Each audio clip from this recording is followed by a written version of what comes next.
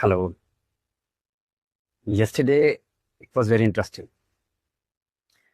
I went to a Toastmasters meeting as a judge for table topic contests.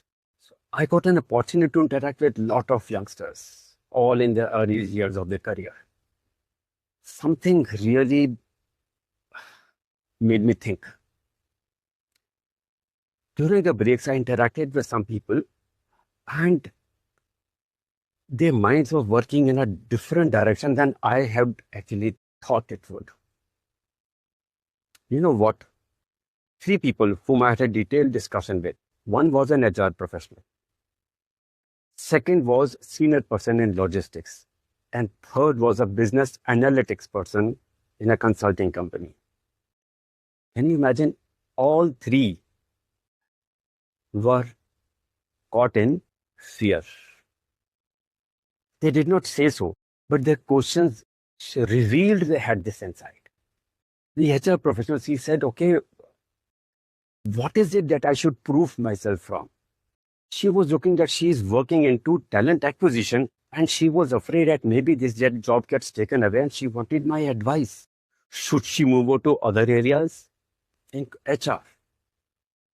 The second, who was a logistics person, he was doing very well. He spoke also very well. But when I discussed with him, he also was lacking confidence that, okay, should I do something here or not? And he very plainly asked me that he has a fear of AI taking his job.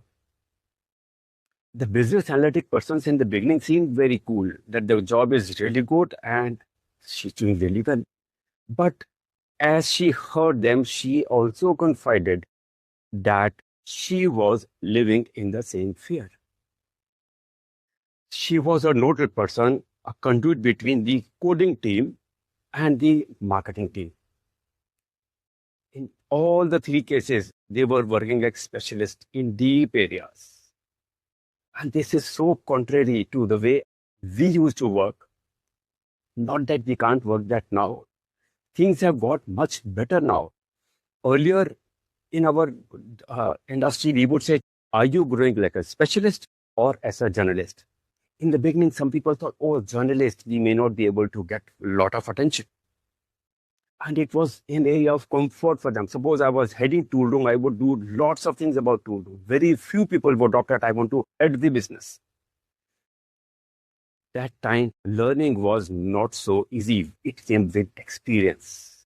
These days, learning is much easier than ever.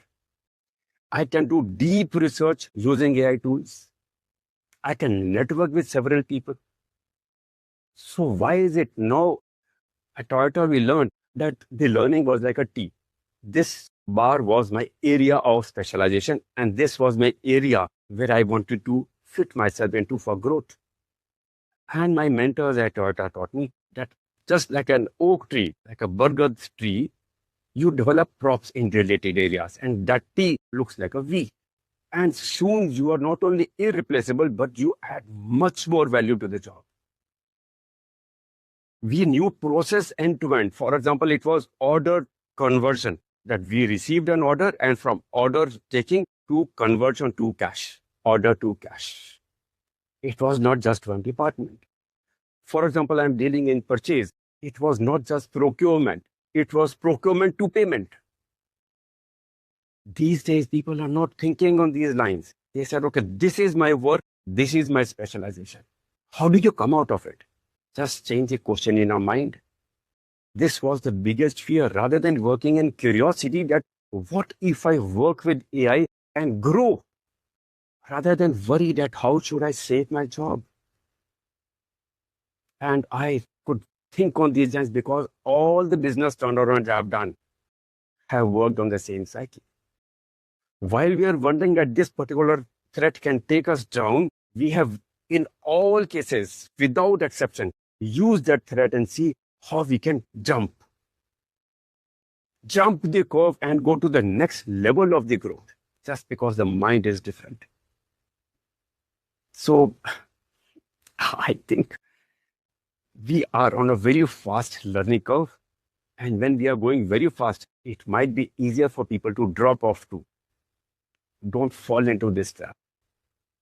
Use whatever resources you can and grow.